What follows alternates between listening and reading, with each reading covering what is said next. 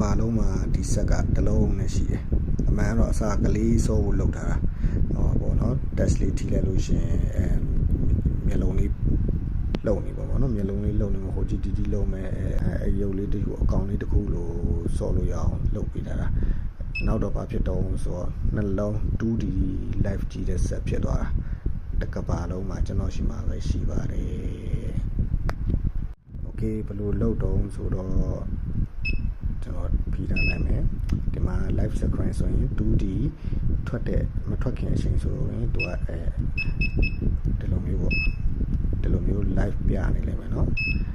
ဒီကောင်လေးဆိုရင်သူက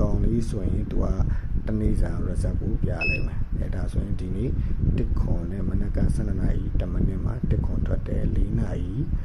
အခွဲမှာ3ထွက်တယ်ပေါ့နော်โอเคဒီကောင်ကြတော့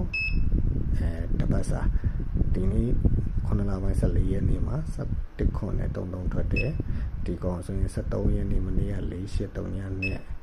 အဲ့ရှိရကြတော့ခွန်4နဲ့